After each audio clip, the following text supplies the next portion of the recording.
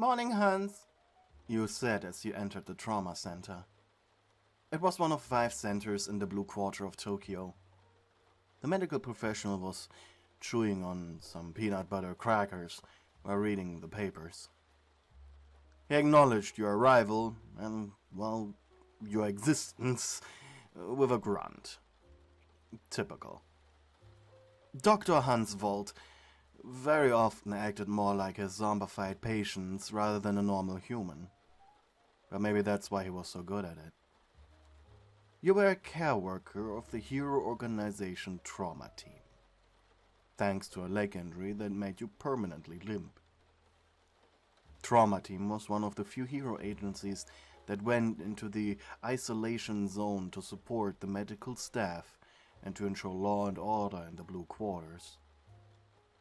As you limped into the changing rooms, you put on your hero costume.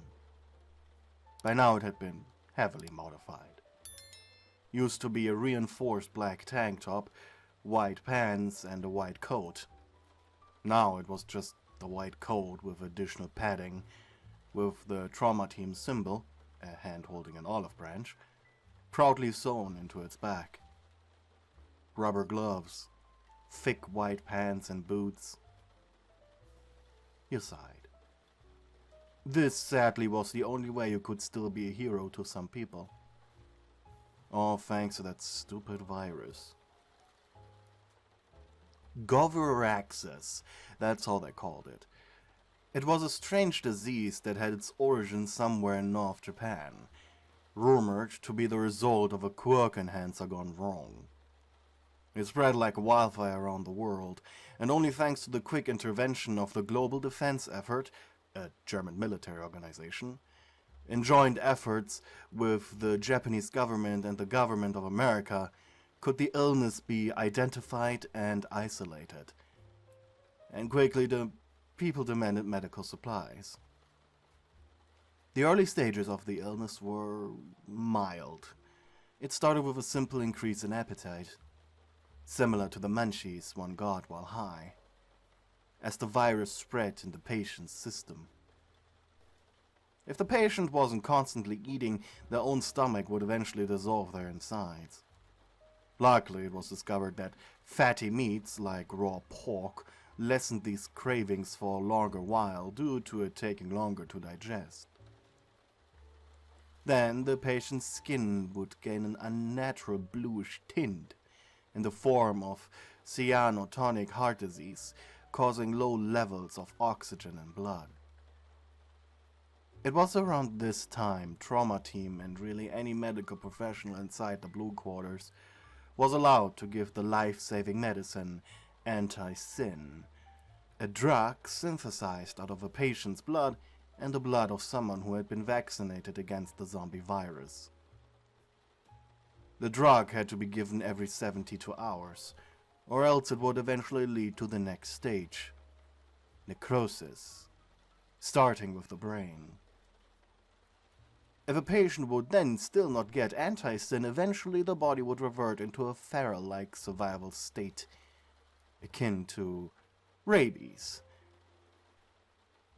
And that was bad, obviously. You quietly continued into the treatment room. You weren't a trained medical professional, just another hero. But you had gotten a certificate and a license that allowed you to treat the infected with anti-sin.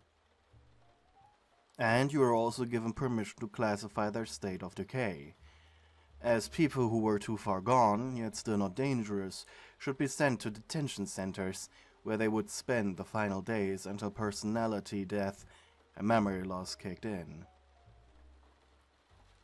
You sat down in your work chair, went through a couple of patient papers, and then called in your first case. This was going to be a long day.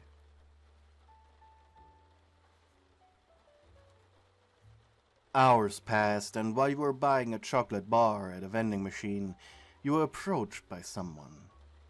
As you turned to face them, your jaw dropped. No, why him? You thought. Dragging his right foot behind himself, mouth loosely hanging open, came Izuku Midoriya, better known as Deku.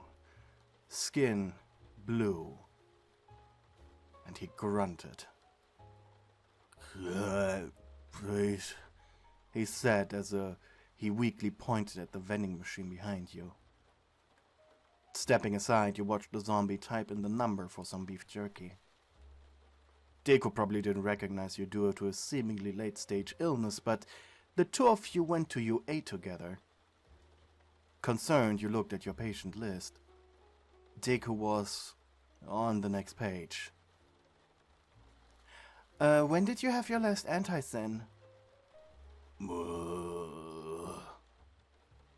Wow, zombie groaning. That was always a great answer. It was every 72 hours to suppress both symptoms and further decay to take anti-sin. He must have not taken it for more than that. Probably 4 days? 5 days? While he was eating, by slowly chewing it like a camel, you did something majorly unprofessional. While still technically on break, you mixed up a dose of anti-sin just for him. Most, if not all, patients in the hospital had blood samples for a quick mixing. It took about 20 minutes off of your 30-minute break. And when you returned with the syringe filled with the synthesized liquid, Deku was still chewing on his beef jerky. You sighed, knowing exactly how to talk to these people. Mr. Midoriya, you needed to be professional. The zombie looked at you. Do you want your anti-sin? He blinked slowly. It's really good for you. It will make you instantly feel better. I was working, he said slowly. Well, that explains the late dose. 3 days interferes with my work. Rolling your eyes, you pushed him into your office, which was just 2 rooms next to the vending machine. Deku, even at UA, had put other people over himself. So this was understandable that he would rather work than take his goddamn medicine. You shoved him down on the patient table before pulling down his shirt. Pointing the needle at his shoulder, you inserted it. Thanks to Deku's quirk, his skin was really tough, but you managed. His body shook as you slowly and carefully pushed the anti-sin into his body. Once the syringe was empty, you pulled the syringe out and threw it into the disinfectant bath. Deku blinked, color already returning to his milky eyes. He groaned, not like a zombie, but more like a human who awoke from a terrible nightmare. Deku rubbed his eyes. They were burning. And sighing, you turned to the medicine cabinet, taking out eye drops. Zombies rarely blinked, so most of them needed immediate medical attention for their eyes if they were as far gone as Deku was. While he still recovered, you gently pulled at his hair to make him raise his head.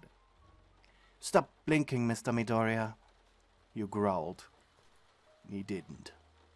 So you just waited for him to keep his eyes open just a little bit longer. And he screamed in pain as the drops reached their destination. He even jumped up, almost hitting you, rubbing his face vigorously. And for a moment, even some color returned to his face, only to immediately turn blue again. And for a moment, even some color returned to his face, only to turn blue again quickly. He exhaled slowly before turning around. Izuku was about to thank you when his heart jumped a beat upon seeing you. Sure, well, that was cute on paper. For someone in his condition, that could be dangerous. Thankfully, skipping heartbeats were usually a romantic metaphor and not that dangerous. This stuff is really strong, huh? You shrugged. You'd think with how easy this stuff is applied, your people would do it regularly. Your sarcasm didn't fall on deaf ears, and Izuku sighed. I was busy. Yeah, you said that. Work, I presume? He went with one hand through his hair. Oh, thank God, I could still talk. I'd be so scared if I learned that I made it worse. He exhaled slowly. You know, it really is a shame that this zombie thing has become so normal. That's why we have villains in the Blue Quarter. If there weren't any, I would have taken it, I swear. The Blue Quarter was the entire Tatooine district and half of the Mustafa district and a small section of Tokyo, all combined into the quarantine zone for any infected.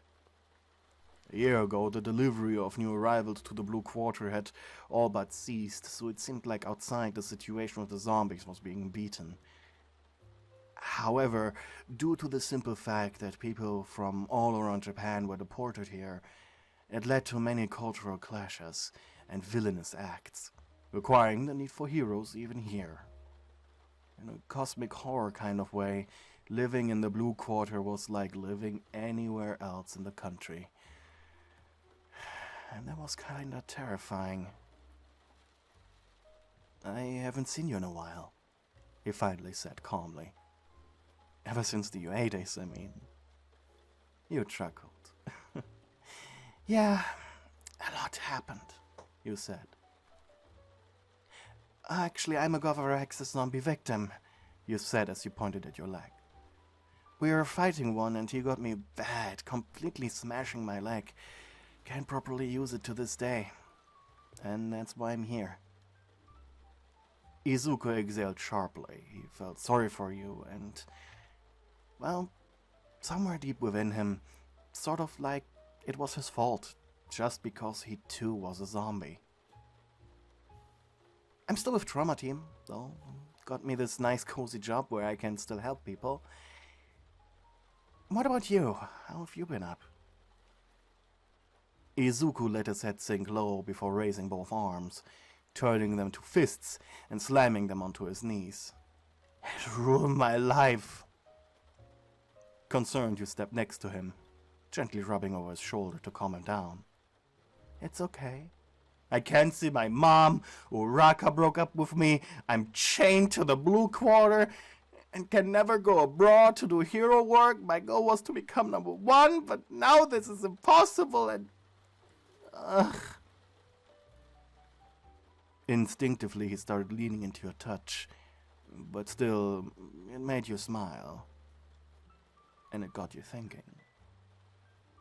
Your eyes lit up a bit when you heard he was no longer with Uravity after all. Suppressing a giggle, you suggested something. Why don't we talk about it over some dinner?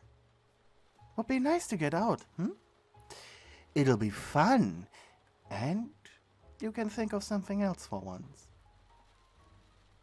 It was hard to not talk to zombies like they were toddlers sometimes, but it seems like they were very easily swayed by that. As no matter their stage, talking to them like a parent always seems to get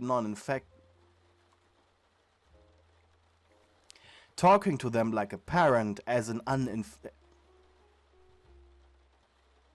As no matter their stage, talking to them as an uninfected like a parent, well, that always worked. He looked at you. You mean like a date?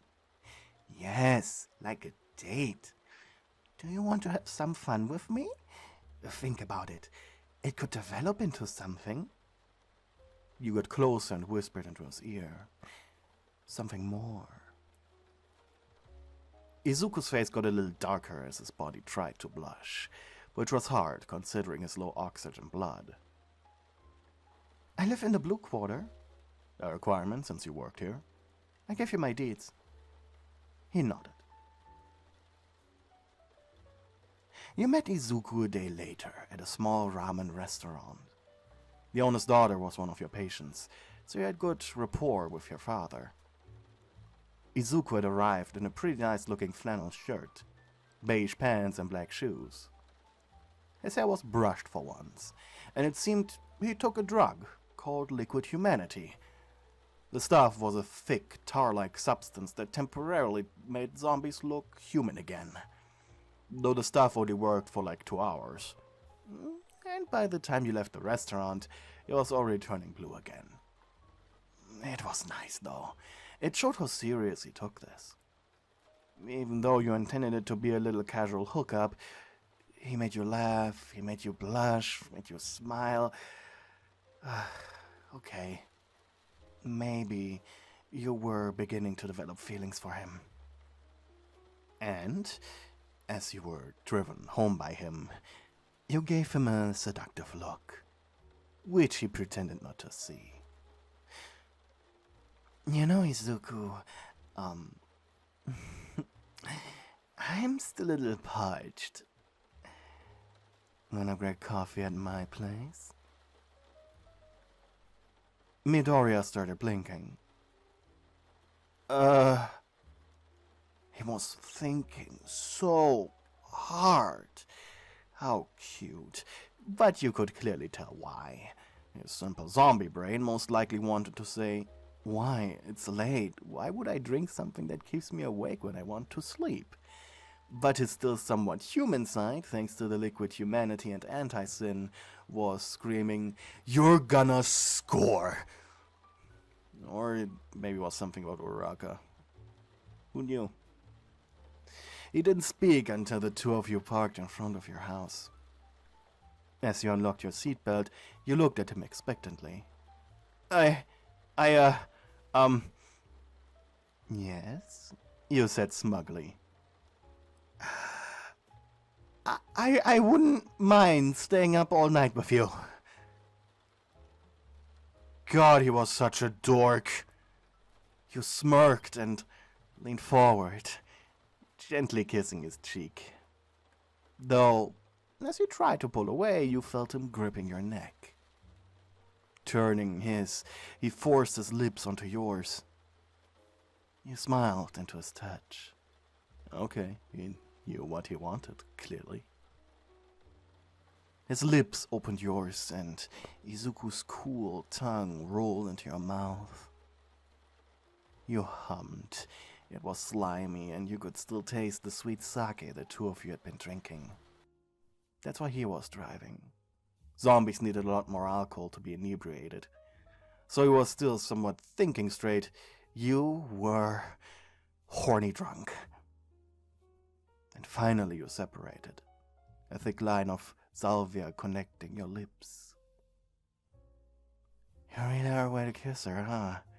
You teased. Why don't I show you how wet I am? Your musing led to him unhooking his seatbelt, walking around the car and pulling you out of it bridal style. Okay, where's your apartment? I'm ready. Thank you to the people who are supporting me on Ko-fi. You guys are keeping me alive.